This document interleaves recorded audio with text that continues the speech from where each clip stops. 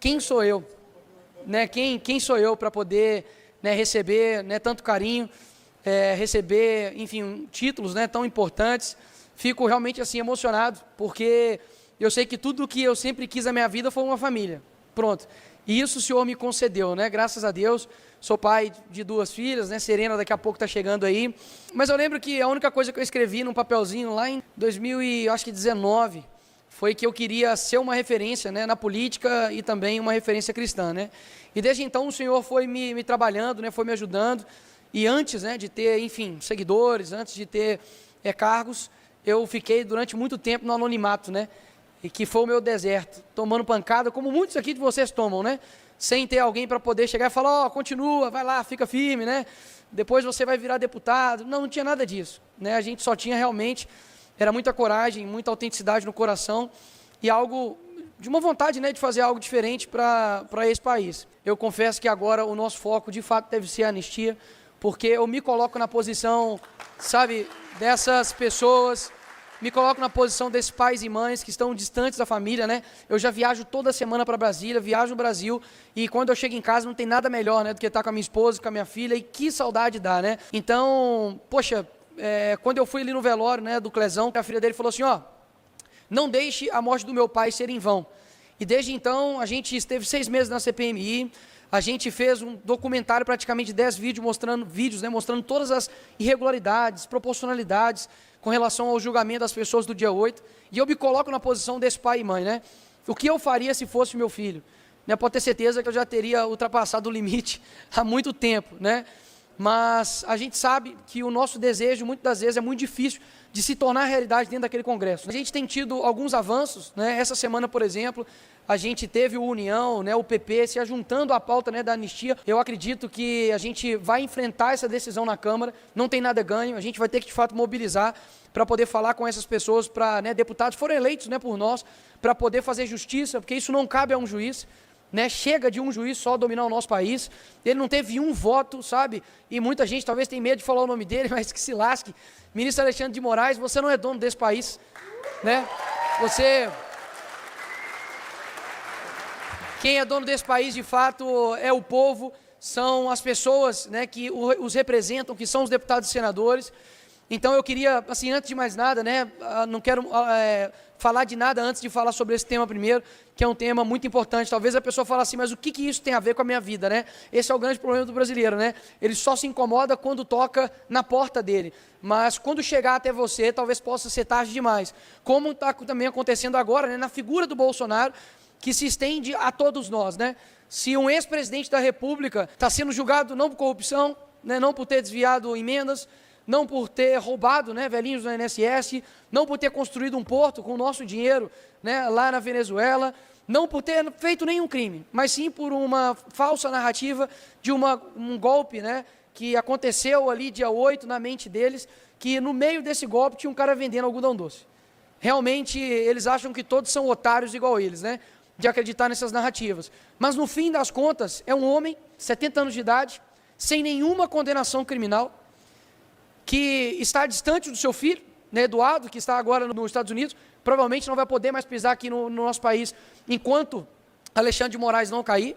Um homem que você pode ter aí, né, qualquer tipo de escusa com relação a ele, mas contra ele não tem um que presta. E esse homem, né, provavelmente vai ser condenado aí a muito mais do que 20 anos, porque se a Débora, né, Capurese, com um batom, que escreveu Perdeu o Mané, que inclusive é um dialeto de bandido, não sei se você sabe, que quando você vai roubar alguém, você fala, perdeu o mané, né? E um ministro da Suprema Corte fala isso com uma pessoa que simplesmente estava questionando ele, né? Porque nesse país questionar também virou crime. Ou seja, com certeza a condenação é muito superior a 20 anos. Esse é o nosso país. Isso está acontecendo com um ex-presidente da República.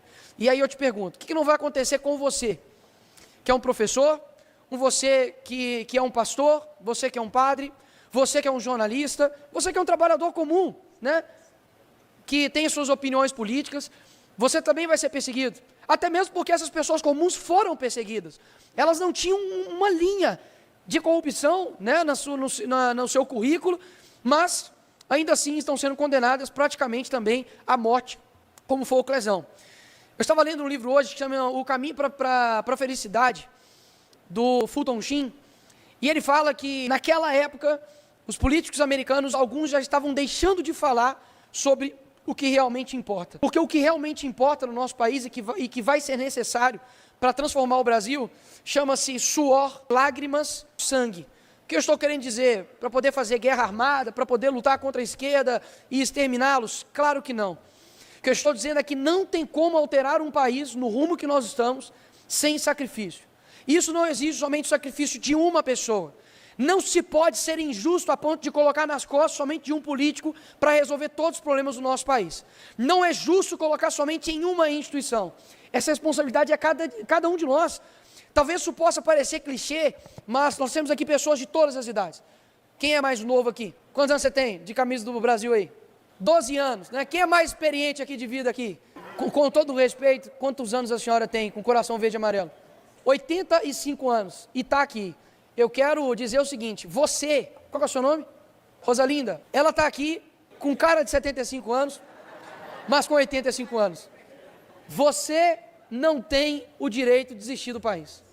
Você não tem o luxo de falar, já fui na manifestação, não deu nada, eu estou cansado. Quantos anos você está lutando por isso? Quantos anos que você de fato está sacrificando a sua vida por algo maior? Se você não está doendo em você, você está fazendo errado. Porque talvez você só está falando para quem concorda com você. A sua luta só é na luta de domingo, quando todo mundo está de verde e amarelo. Isso não se chama influenciar, isso não se chama lutar pelo país. Isso se chama comodismo. O que nós precisamos é de pessoas que tenham voz no meio do silêncio, é que sejam luz no meio da escuridão e que sejam corajosos no meio de um monte de covardes. É isso que o Brasil precisa. Não tem como a gente mudar o país se não for dessa forma. Posso falar uma coisa para vocês? Não estou preocupado com a eleição, sabe por quê? Eu sei que ano que vem vai estar Y, X, A, Z, o abecedário inteiro me batendo, falando, Nicolas não veio aqui, Nicolas não mandou emenda, Nicolas não sei o quê, eu sei que isso vai acontecer, sabe por quê? Tudo que eles têm é preço, nós temos valor. Nós temos valor. Tudo que eles podem oferecer. E não dizendo que isso não possa ser feito. Até mesmo que eu destinei hoje aqui emendas para Uberlândia, né, lá para a ACD. Mas qualquer um, me perdoa, deputado pode fazer isso. O meu eleitor, ele não tem perfil, ele tem caráter. É por isso que eu fico muito em paz, eu fico muito tranquilo.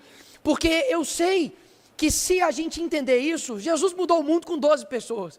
Nós somos muito mais do que 12. A gente consegue fazer a diferença. Então, assim, eu vejo muitos rostos aqui, não conheço vocês, daquilo que vocês passam, das suas dificuldades, mas entendam uma coisa, se você desiste, você vai estar impactando no Brasil inteiro. Né? Se você que, enfim, é um trabalhador aí comum, se você desistir no seu trabalho, você vai estar contribuindo para muita coisa. Para pensar, se o Bolsonaro não tivesse nunca se candidatado à presidência, a gente nunca teria rido tanto na nossa vida, né? Porque ele é engraçado. A gente nunca teria tido a experiência de ter, de fato, a direita no executivo e mostrado que a gente consegue chegar lá, que a gente consegue governar e que a gente não vai desistir. Então, se eu pudesse dar um recado aqui para vocês hoje, do fundo do meu coração, ainda tem muita água para rolar. Né? Não esperem bala de prata, porque a gente não está lutando contra vampiros. Né? Esperem trabalho, esperem sacrifícios, esperem, de fato, uma luta gradual, mas que vai valer a pena. Eu não quero chegar, sabe, aos meus 300 anos e pensar assim, nossa, poderia ter feito aquilo, poderia ter, sabe, lutado mais, poderia ter orado mais, poderia ter jejuado mais, sabe, poderia ter insistido mais, poderia ter tido mais persistência. Tem um país inteiro contando com a gente. Que bênção que Deus fez com que você entendesse o que eu estou falando aqui agora. Por você não ser uma pessoa que está enganada. Tem muita gente que está enganada aqui no nosso país. Tem muita, ainda, uma seara gigantesca para a gente trabalhar. Você que é jovem, né? Vejo rostos jovens aqui.